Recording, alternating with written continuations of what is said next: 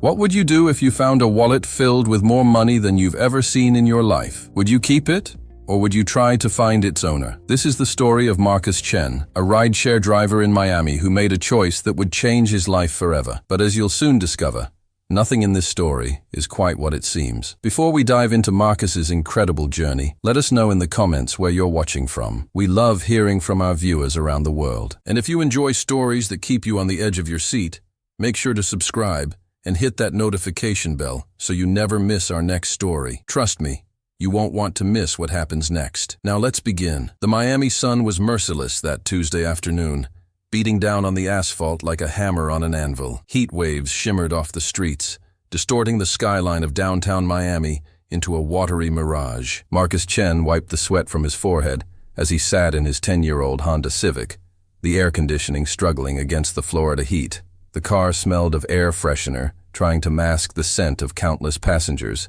and the upholstery showed the wear of over 200,000 miles. Marcus checked his phone for the 100th time that hour. $42. That's all he'd made since 6 that morning, and it was already past 3. His daughter's birthday was in 3 days, and he'd promised her a bicycle. Not just any bicycle, but the blue one with the white basket she'd been staring at through the toy store window for months. The one that cost $215. Which might as well have been $2,000. His phone finally chirped. A ride request. Marcus sat up straight, hope flickering in his chest. The pickup location was the Fontainebleau Hotel, one of the most luxurious resorts in Miami Beach. High-end hotels usually meant better tips. He accepted the ride and pulled into traffic, navigating through the congested streets of downtown toward the beach. 20 minutes later, Marcus pulled up to the hotel's sweeping circular driveway. A valet in a crisp uniform gave him a skeptical look, clearly judging his beat-up Civic among the Bentleys and Maseratis. Marcus ignored him, checking his phone for the passenger's name, Ahmed Al-Rashid. A man emerged from the hotel's golden revolving doors. He was probably in his mid-50s, wearing an impeccably tailored charcoal suit despite the heat, with a neatly trimmed beard showing hints of gray. Everything about him spoke of wealth, from his handmade Italian shoes to the Patek Philippe watch glinting on his wrist. He carried himself with the quiet confidence of someone who'd never had to worry about money. "Mr. Al-Rashid?" Marcus called out, lowering his window. The man nodded and slid into the back seat with practiced ease. He smelled of expensive cologne, something woody and complex that probably cost more than Marcus's weekly earnings. "Miami International Airport, please," Ahmed said, his English perfect but carrying a slight Arabic accent. "I have a flight in 90 minutes. Marcus nodded and pulled out of the hotel. The ride would take at least 30 minutes, maybe 40 with traffic. It was a good fare, probably his best of the day. As they merged onto I-195, Ahmed made a phone call, speaking rapidly in Arabic. Marcus couldn't understand the words, but the tone was businesslike, authoritative. This was a man used to giving orders and having them followed. The conversation lasted most of the drive. Marcus focused on the road, weaving through the perpetual traffic jam that was Miami's highway system. The sky had turned a deeper blue, and clouds were gathering over the Everglades to the west, threatening an afternoon thunderstorm. When they finally pulled up to the departures terminal, Ahmed ended his call and reached for his briefcase. "Thank you for the smooth ride," he said, his voice warm. He handed Marcus a $20 bill. "Keep the change." The fare had been $16. A $4 tip wasn't generous for someone who could clearly afford more, but Marcus had learned long ago not to expect much. "Thank you, sir. Have a safe flight." Ahmed nodded and disappeared into the terminal, immediately swallowed by the crowd of travelers. Marcus pulled away from the curb, already checking his app for the next ride. But as he glanced in the rearview mirror, something caught his eye. There, on the back seat where Ahmed had been sitting, was a wallet. Marcus's heart skipped. He quickly pulled into the short-term parking garage, ignoring the honks from cars behind him. He reached back and grabbed the wallet, his hands trembling slightly. It was made of the finest leather, probably crocodile or alligator, butter soft and clearly expensive. The initials AAR were embossed in gold on the front. He should just turn it into airport security or the lost and found. That would be the safe thing, the easy thing. But Ahmed's flight was leaving soon. If Marcus turned it in, the wallet might sit in a lost and found for days or weeks, and besides, there was probably contact information inside. Marcus opened the wallet. His breath caught in his throat. The wallet was stuffed with $100 bills, not just a few. Marcus's fingers shook as he tried to count them. 50, 100, 150, 200 bills, $20,000 in cash, held together with a simple paper band from a bank. In addition, there were several credit cards, all black or platinum, a Florida driver's license with Ahmed's photo, business cards identifying him as the CEO of Al-Rashid Holdings International, and a photo of two young children, a boy and a girl, both smiling at the camera. Marcus stared at the money, $20,000. More money than he'd see in 6 months of driving, enough to pay off his credit cards, fix his car properly, buy his daughter that bike and 10 more like it, enough to stop the collection calls, to sleep through the night without waking up in a cold sweat about bills. His phone buzzed with another ride request. He declined it automatically, his mind racing. No one knew he had this wallet. No one had seen him pick it up. Ahmed was probably already through security, about to board his flight. By the time he realized the wallet was missing, he'd be halfway across the country, maybe across the world. A man with this much money wouldn't miss $20,000. It would be like Marcus losing $20. Annoying, but not life-changing. While for Marcus, this money would be life-changing. But as he stared at the photo of Ahmed's children, he thought of his own daughter, Lily. She was 7 years old, with her mother's dark eyes and her father's stubborn determination. What would he tell her about where he got the money for her bike? Could he look her in the eye and lie? And more than that, what kind of man would he be teaching her to become? Marcus closed the wallet and took a deep breath. He knew what he had to do. He got out of the car and ran toward the terminal,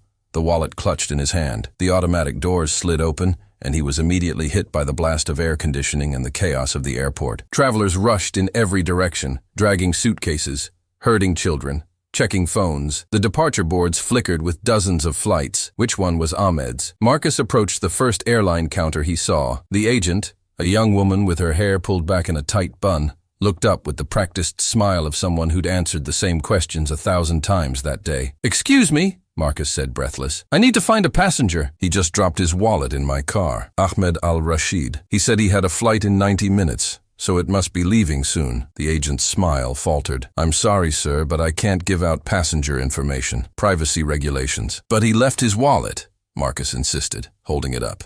"It has his ID, his credit cards, everything. He's going to need this." The agent glanced at the wallet, then at Marcus. Her expression shifted slightly, a mix of sympathy and suspicion. In the post-9/11 world, a sweaty man running through an airport with someone else's wallet raised red flags. "You can leave it with airport security or our lost and found. If he contacts us, we'll return it. His flight is leaving now," Marcus said, hearing the desperation in his own voice. "Can you at least page him, please?" The agent hesitated, then her expression softened. "What airline?" I don't know." He didn't say. She shook her head. "I'm sorry. Without knowing which airline, I can't help you. Your best bet is to turn it in to airport security. They have procedures for this." Marcus nodded, defeated, and turned away. He looked around the vast terminal, at the hundreds of people streaming through. Finding Ahmed was like finding a needle in a haystack. He could go to security, but the agent was right. By the time they processed it, Ahmed would be gone. And who knew if he'd ever get it back through official channels? Then Marcus remembered the business cards in the wallet. He pulled one out. Al-Rashid Holdings International. There was a phone number. He stepped to the side of the busy corridor and dialed the number. It rang 3 times before a crisp, professional voice answered. "Al-Rashid Holdings. How may I direct your call? I need to speak with Ahmed Al-Rashid. It's urgent. Mr. Al-Rashid is traveling today." "May I ask who's calling and what this is regarding?" "My name is Marcus Chen.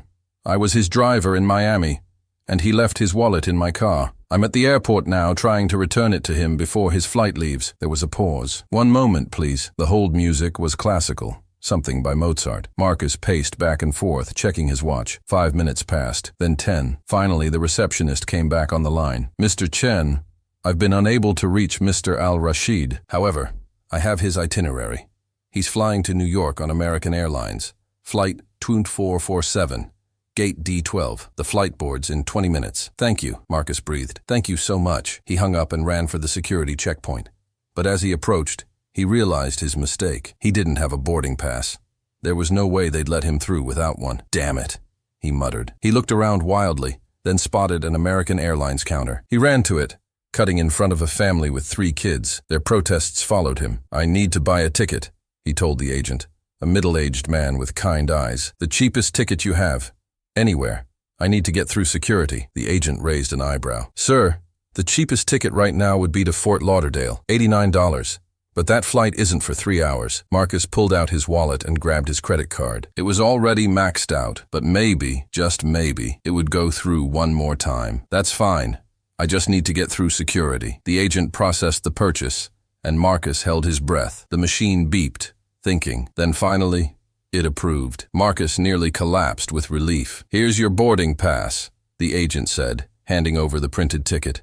Gate A7, have a good flight. Marcus grabbed it and ran for security. The line was long, at least 30 people deep. He checked his watch again. 15 minutes until Ahmed's flight boarded. He'd never make it. Excuse me, he said to the people in front of him. I'm sorry, but this is an emergency. I need to return someone's wallet before their flight leaves. Most people ignored him, but a woman near the front of the line wearing scrubs with a hospital ID badge turned around. Come on, she said, waving him forward. Let him through, everybody. He's trying to do a good thing. Reluctantly, people stepped aside. Some muttered complaints, but most let him pass. The TSA agent at the front checked his boarding pass and ID, then waved him through the scanner. Marcus threw his keys and phone into the bin, kept Ahmed's wallet in his hand, and walked through the metal detector. It beeped. Of course it did. Step aside, please, the TSA agent said. A burly man with a shaved head. I need to do a pat-down, please, Marcus said. I'm trying to catch someone before their flight leaves. I have their wallet. The agent's expression didn't change. This will just take a minute. Arms out. The pat-down felt like it took forever. When it was finally done, Marcus grabbed his belongings from the bin and ran for the D gates. His phone said he had 8 minutes. He dodged through the crowds, nearly knocking over a coffee cart, jumping over a child's rolling suitcase. Gate D12 was at the far end of the terminal. His lungs burned and sweat poured down his face. 4 minutes. He could see the gate ahead. A crowd of passengers was lining up to board. Marcus scanned their faces, looking for Ahmed. 2 minutes. There. Ahmed was near the front of the line, phone to his ear. His face creased with concern. He was patting his pockets, clearly realizing his wallet was missing. Mr. Al-Rashid, Marcus shouted, running the last few yards. Mr. Al-Rashid! Ahmed turned, confusion crossing his face as he saw Marcus sprinting toward him. The other passengers turned to look as well. Marcus reached him, gasping for breath, and held out the wallet. You left this in my car. Ahmed stared at the wallet, then at Marcus, his expression unreadable. Slowly, he took it and opened it. His eyes widened slightly as he saw that everything was still inside. All the cash, all the cards, everything. You came all the way back here, Ahmed said softly. You bought a ticket to return my wallet. Marcus nodded, still trying to catch his breath. I couldn't just leave it at lost and found. You needed it for your flight. Ahmed looked at him for a long moment, and something shifted in his expression. What is your name? Marcus. Marcus Chen. Marcus, Ahmed repeated. He closed the wallet and slipped it into his jacket pocket. Then he pulled out his phone and made a call, speaking quickly in Arabic. The entire time, his eyes never left Marcus's face. When he finished the call, Ahmed said, Marcus, I need you to come with me. What? No, I should go. Your flight. I'm not getting on that flight, Ahmed interrupted. Come, please. I want to talk with you. Confused, Marcus followed as Ahmed stepped out of the boarding line and walked to a quiet corner of the gate area. The boarding announcement continued behind them, but Ahmed seemed completely unconcerned about missing his plane. Marcus, Ahmed said, do you know how much money was in that wallet? $20,000, Marcus replied. Exactly $20,000, Ahmed confirmed. And you returned every penny. Do you know how rare that is? In my position, I meet thousands of people.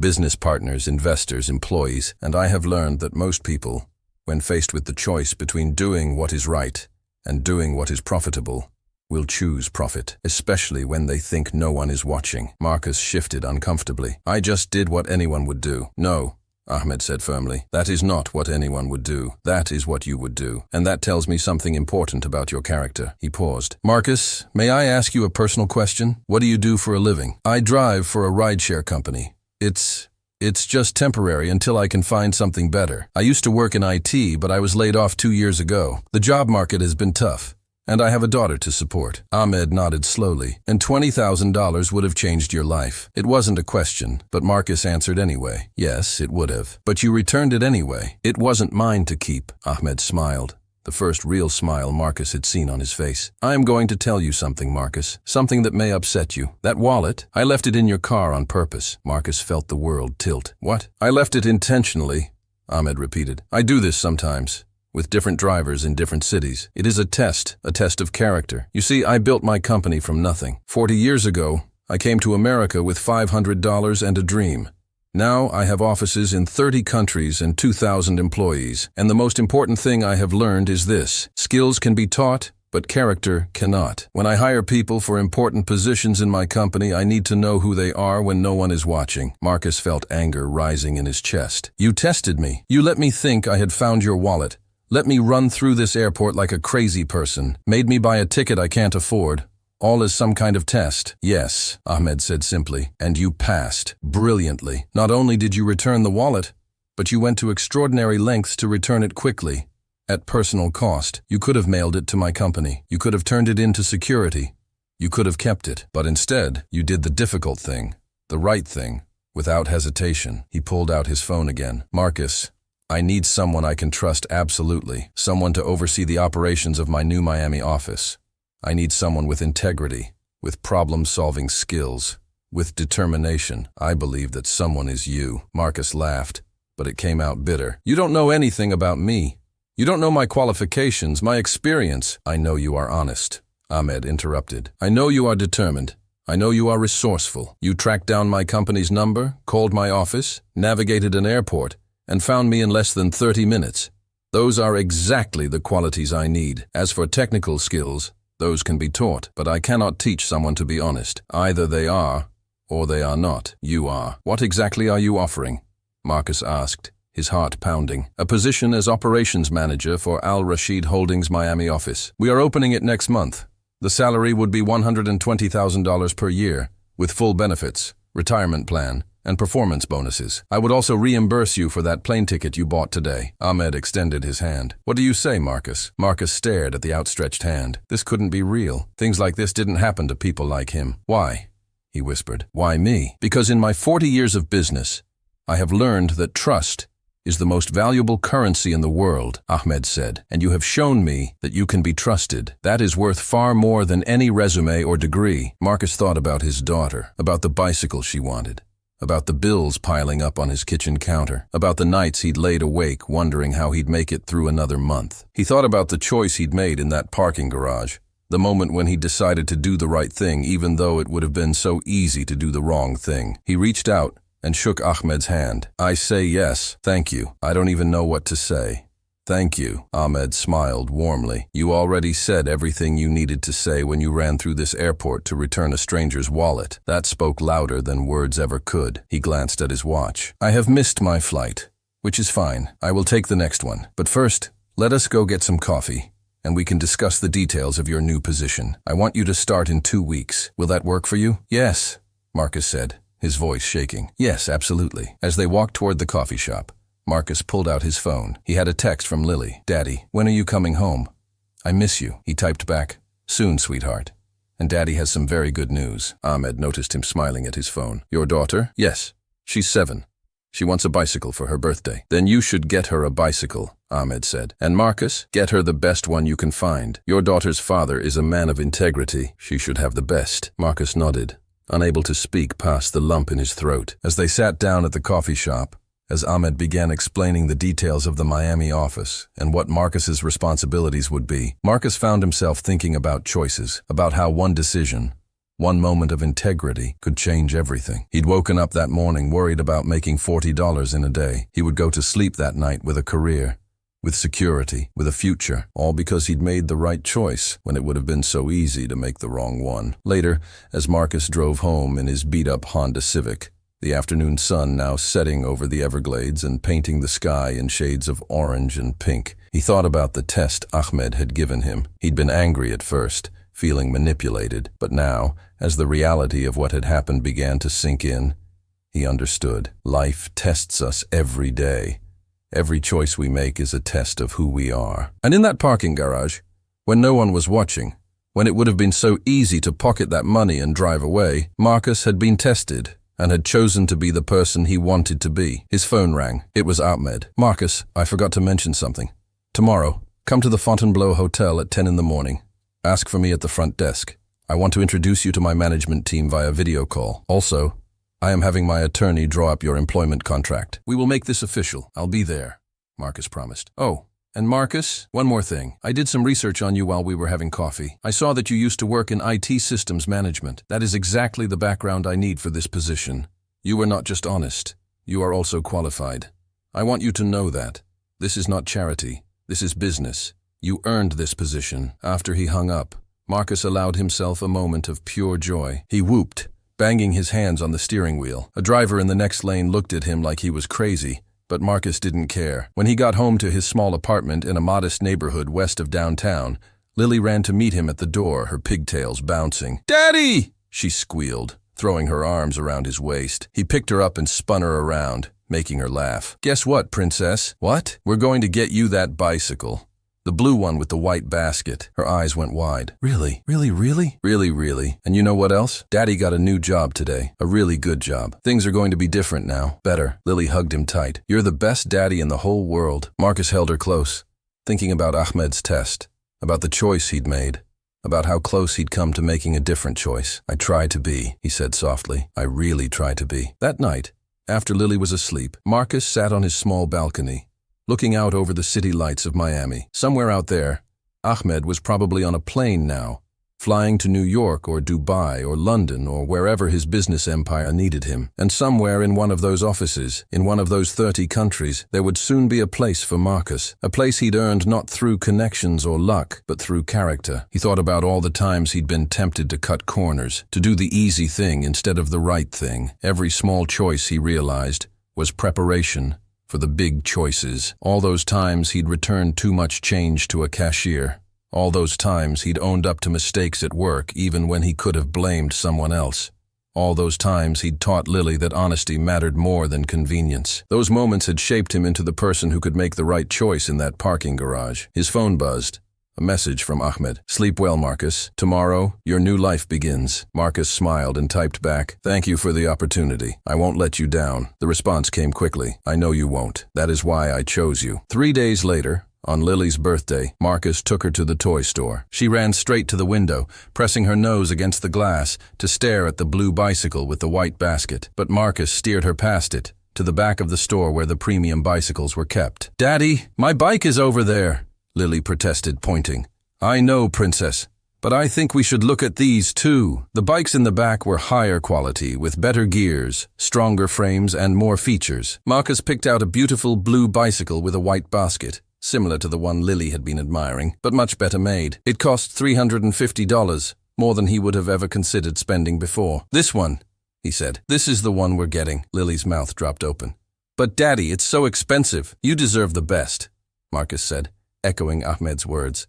"And besides, Daddy can afford it now." As the store employee loaded the bicycle into his car, which he'd already scheduled to have repaired next week, Marcus felt a profound sense of gratitude, not just for the money, not just for the job, but for the confirmation that doing the right thing mattered, that character counted, that integrity had value beyond what you could measure in dollars. On Monday, Marcus showed up at the Fontainebleau Hotel at exactly 10 in the morning. He wore the only suit he owned, a navy blue one that he'd bought for job interviews 2 years ago. It was a little worn at the elbows, but it was clean and pressed. Ahmed met him in the lobby, wearing a crisp white shirt and khaki slacks, more casual than when Marcus had first seen him. He smiled warmly and shook Marcus's hand. "Right on time. Excellent. Come, we have much to discuss." They spent the next 3 hours in a conference room, with Ahmed's management team joining via video call from offices in New York, Dubai, and London. They discussed the Miami office's objectives, the local market, the hiring plan, and Marcus's responsibilities. Every time Marcus offered an opinion or suggestion,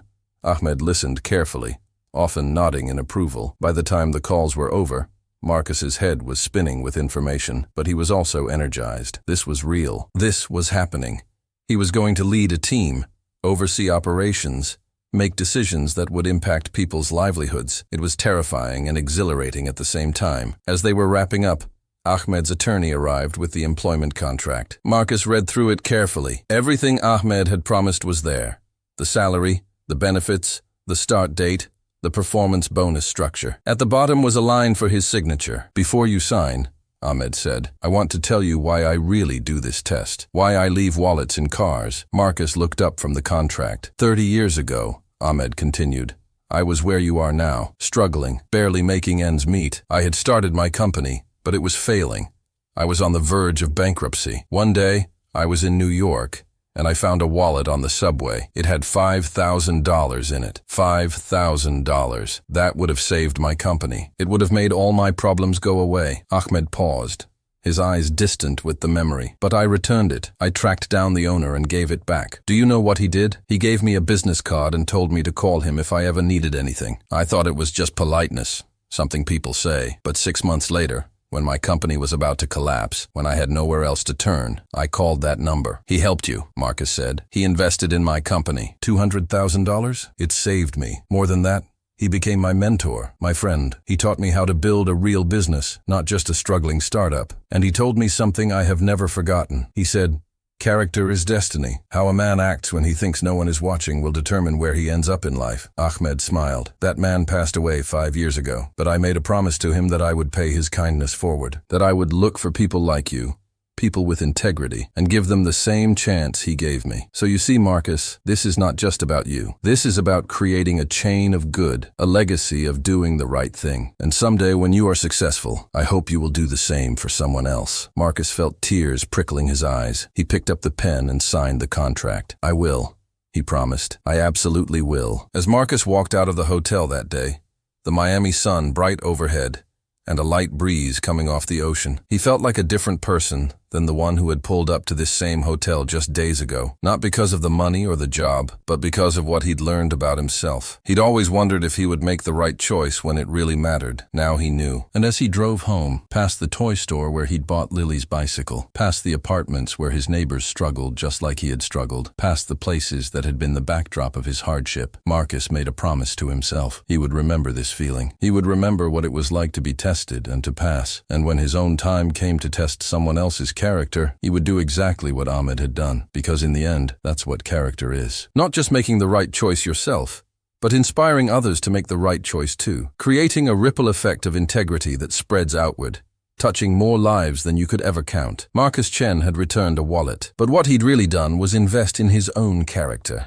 And that investment had paid dividends beyond anything he could have imagined. And somewhere, in a plane flying over the Atlantic, Ahmed Al-Rashid smiled, knowing he'd found exactly what he was looking for, an honest man, in a world that desperately needed more of them. If you enjoyed this story of honesty, second chances, and the power of doing the right thing, please give this video a thumbs up and share it with someone who needs to hear this message today. And remember to subscribe for more incredible true-to-life stories that will restore your faith in humanity. Your support means everything to us. What would you have done in Marcus's position? Let us know in the comments below. We read every single one and love hearing your thoughts. Until next time, remember, character is who you are when no one is watching. Choose to be someone you can be proud of.